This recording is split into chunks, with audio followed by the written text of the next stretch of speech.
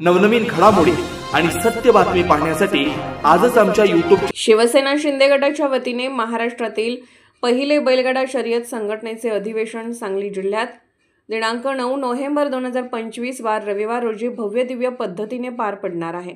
या अधिवेशनाचे आयोजन शिवसेना सांगली जिल्हा आणि डबल महाराष्ट्र केसरी पैलवान चंद्रहार पाटील यांच्या पुढाकाराने आयोजित करण्यात आले आहे। या अधिवेशनाला शिवसेना पक्षाचे मुख्य नेते व राज्याचे उपमुख्यमंत्री एकनाथ शिंदे प्रमुख उपस्थित राहणार आहेत। तसेच राज्याचे उद्योग मंत्री उदय सामंत आणि खासदार डॉ. श्रीकांत शिंदे हे देखील या अधिवेशनाला उपस्थित राहून मार्गदर्शन करणार आहेत। तसेच मंत्री शंभूराज देसाई, मंत्री संजय शिरसाट, मंत्री प्रकाश आंबेडकर यांच्यासह इतर पक्षाचे पदाधिकारी, लोकप्रतिनिधी, कार्यकर्ते, मान्यवर उपस्थित राहणार आहेत, अशी माहिती आयोजक डबल महाराष्ट्र केसरी पैलवान चंद्रहार पाटील यांनी दिली। शेतकरी बळीराजाच्या अत्यंत जिव्हाळ्याची बैलगाडी शर्यत काळाच्या पडद्याआड न जाऊ देण्याच्या उद्देशाने हा प्रयत्न करून अधिवेशनाच्या पार्श्वभूमीवर श्रीनाथ केसरी बैलगाडी शर्यत स्पर्धा तसेच श्वान शर्यतीचे आयोजन करण्यात आले आहे। यामध्ये 3 फेऱ्यांची जनरल बैलगाडा शर्यत आणि पट्टा पद्धतीची बैलगाडी शर्यत घेण्यात येणार असून राज्यभरातील नामांकित गाडीधनी तसेच 4 ते 5 लाख शेतकरी बांधव यामध्ये सहभागी होणार आहेत। स्पर्धेमध्ये मागच्या जे रुस्तुमेन केसरी आपण घेतली सुरुवातीला त्यावेळेस सुद्धा आपण थारची जी होती ते मला वाटतं 1 आठवडा आधी थार ट्रॅक्टर असेल, 2 व्हीलर आपण ह्याच ठिकाणी ती आपण पत्रकार परिषद घेऊन आपण बक्षिसांचे तिथे प्रेस घेतली होती। त्याच पद्धतीने आजही आपण 1-4-5 दिवस थोडा उशीर झाला मला, मागच्या आठवड्यात हे करायचं होतं पण वाहनं उपलब्ध नसल्यामुळं आज आपल्याला थोडं 5 दिवस अगोदर करायची वेळ आलेली आहे। पण ह्याच्या पाठीमागचा हेतू एवढाच आहे आपला की ज्या गोष्टी आपण मैदानामध्ये करणार आहोत, जी बक्षीस देणार आहोत ती बक्षीस आज सगळ्या गाडा मालकांनी असेल, शौकीने असेल त्यांना त्याच्यापूर्वी त्या बघायला मिळाल्या पाहिजेत। ह्यासाठी ही आजची आपली पत्रकार परिषद आहे आणि अनेक काही गोष्टीचा बदल झाला असेल किंवा काही अजून काही गोष्टी आपल्यावर संवाद साधायचा असेल तर ते एक उद्देश ठेवून आम्ही ही आजची पत्रकार परिषद बोलवली आहे। या स्पर्धेचं स्वरूप कसं असणार आहे? 9 तारखेला स्वरूप आपण पूर्वीही सांगितलेलं आहे की शिवसेना बैलगाडी संघटनेचे हे पहिलं अधिवेशन आपण सांगली जिल्ह्यामध्ये आयोजित करतोय। श्रीनाथ केसरी असं टायटलला नाव देऊन श्रीनाथ केसरीचा विजेता कोण होणार असं बऱ्यापैकी बैलगाडी क्षेत्रामध्ये आज उत्सुकता लागलेली आहे आणि अशा पद्धतीने श्रीनाथ केसरीची बैलगाडी स्पर्धा त्या ठिकाणी पार पडणार आहे। त्यामध्ये 2 प्रकार आहेत, 3 फेऱ्याचं मैदान, एक जनरल पद्धत, एक जनरल पद्धती मध्ये 7 किलोमीटर गाडी धावून येतील, त्यातला विजेता ठरतो। 3 फेऱ्याचं मैदान मध्ये 3 फेऱ्या होतात आणि त्यातनं फायनल ठरतो। त्याच पद्धतीने श्वानच्याही स्पर्धा तिथं आपण आयोजित केलेल्या आहेत।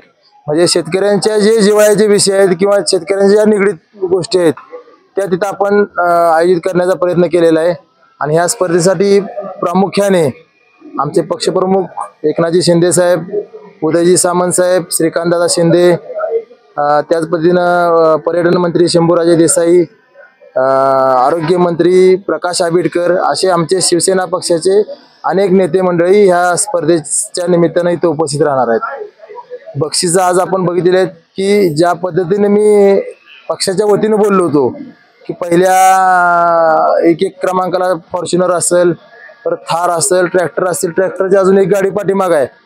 ऍक्च्युली 7 ट्रॅक्टर आपल्या ह्या स्पर्धेमध्ये बक्षिसाच्या स्वरूपात आपण देणार आहोत। ते 3 आज इथे उपस्थित आहेत आणि 150 2 व्हीलर इथं आणण्यात थोडी अडचण असल्यामुळं आपण काही 2 व्हीलर इथं बुलेट असतील, युनिकॉर्न, शाईन ह्या गाड्या इथं आपण सगळ्या आणलेल्या आहेत। त्यामुळे बक्षिसं जे आज आपण बोललेलो आहोत तीच बक्षिसं 100% देणार आहोत। मी आता नाही, माझ्या 2-3 वर्षापाठीमागे ज्या आता 4थी माझी स्पर्धा आहे, मी सुरुवातीला एवढंच सांगितलं की उद्देश आमचा गोवंश संवर्धन झालं पाहिजे। उद्देश एकच, गोवंश संवर्धन ही आमची ह्या स्पर्धेची टॅगलाईन आहे। ह्या नव्हे तर पूर्ण 4 स्पर्धेची टॅगलाईन आमची हीच आहे की उद्देश एकच, गोवंश संवर्धन। आणि दुसरी एक तुम्हाला आज प्रामुख्याने गोष्ट सांगायची झाली तर माझी पहिल्या स्पर्धेच्या वेळेस मी बोललेलो नव्हतो, कारण ती पहिल्या स्पर्धेच्या वेळेस आम्ही सुरुवात केलेली होती। म्हणजे त्यावेळेस आम्ही रोपटं लावलेलं होतं आणि त्या रोपट्याचं रूपांतर आज माझ्या 4थ्या स्पर्धेमध्ये त्याचं वटवृक्षामध्ये रूपांतर झालेलं आहे। ते रोप म्हणजे जे रोपटं कुठल्या पद्धतीने लावलं तुम्हाला थोडक्यात मी सांगतो की आज बैलगाडी स्पर्धा जाहीर झाल्यापासून जे शेतकऱ्यांचं अर्थचक्र आहे, अर्थचक्र जे टर्नओव्हर जो झाला शेतकऱ्यांच्या मध्ये बैलांच्या खरेदी विक्रीमध्ये, आज जवळजवळ आपली स्पर्धा जाहीर झाल्यापासून 100 कोटी रुपयांची उलाढाल या शेतकरी वर्गामध्ये बैल खरेदी विक्रीच्या व्यवहारामध्ये झालेली आहे. म्हणजे एक पॅरलल अर्थव्यवस्था या शेतकऱ्यांची निर्माण होऊ शकते ह्या बैलगाडी स्पर्धेतनं. आज प्रत्येकाला तुम्हाला आज बातम्यातून दाखवत असताना मी तर फॉर्च्युनरच्या मध्ये उभा राहिलोय, कडेला 2 फॉर्च्युनर, त्या शेजारी 2 थार उभा राहिलेत, हे सर्वांना दिसते. पण ह्या पडद्या पाठीमागची बाजू जर विचार केला आपण तर शेतकऱ्यांचं मोठं अर्थचक्र किती आहे त्या बैलगाडी स्पर्धेच्या माध्यमातून. आज जेवढी बक्षिसं मोठी तेवढ्या बैलांना किमती जास्त मोठ्या मिळतात. आज बक्षीस जर आपण थार किंवा बुलेट पासून सुरुवात केली तर बैलाला किंमतही तेवढीच मिळणार आहे. आज फॉर्च्युनर असेल किंवा फॉर्च्युनरच्या भविष्यात कदाचित पुढेही जर गेलो आपण तर तेवढीच किंमत बैलांना मिळणार आहे आणि जास्तीत जास्त फायदा शेतकऱ्यांना होणार आहे. आज बैलांची खरेदी विक्रीची जर व्यवहार आपण बघितले तर मी परवा मुंबईमध्ये पत्रकारांशी संवाद साधत होतो, त्यावेळेस अगदी पुराव्यानेशी सर्वांसमोर बसलो होतो कशा पद्धतीने ह्या बैल खरेदी विक्रीमध्ये व्यवहार झालेले आहेत.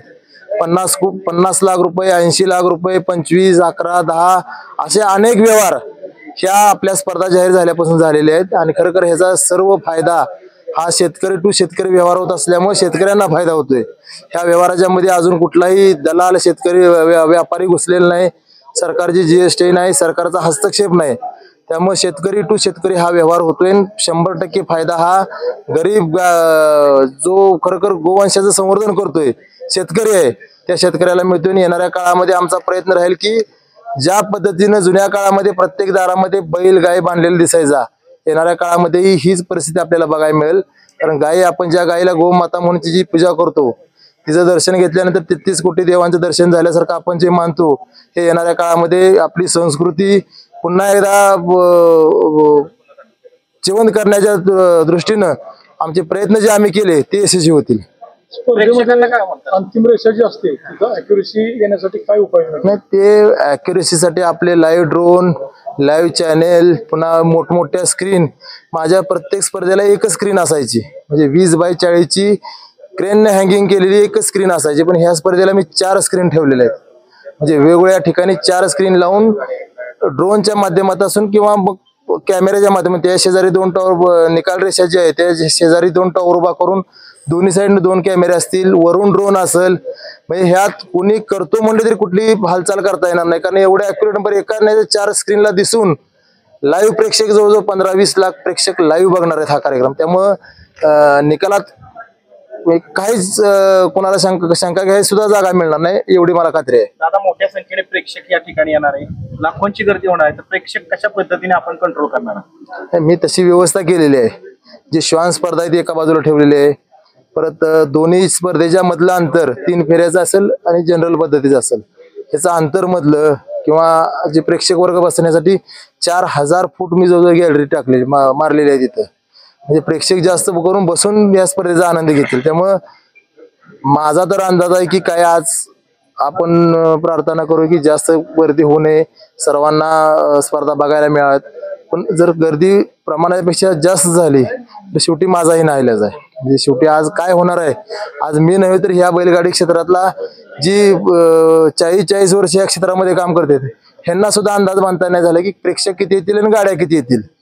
त्यामुळे मी तर आज मला वाटतं माझं दुसरं मैदान आहे, 4थं मैदान आहे जे, मी जास्तीत जास्त व्यवस्था करण्याचा प्रयत्न केलेला आहे. पण ते शेवटी प्रेक्षकांनी सुद्धा आज सर्वांनी आपलं मैदान आहे म्हणून तिथं वावरलं पाहिजे, कुठलाही गालबोट लागणार नाही, कुठलाही तिथं दंगा होणार नाही, अशा पद्धतीने प्रेक्षकांची माझी जेवढी जबाबदारी आहे तेवढीच प्रेक्षकांचीही जबाबदारी आहे. मैदानाची तयारी कुठपर्यंत झाली आहे? मैदानाची जवळजवळ 80% तयारी झालेली आहे. बऱ्याचपैकी तुमच्या चॅनेलवर मैदानाची तयारी दाखवलेली आहे. मी आज इथून झालं की मैदानावर जाणार आहे, तिथली तयारी तुम्ही बघत, मला वाटतं गॅलरी पण झाली, चालू झालेली आहे, मारायची स्टेज झालेले आहेत, ज्या ज्या गोष्टी लागतात त्या सर्व तिथं 90% झालेले आहेत.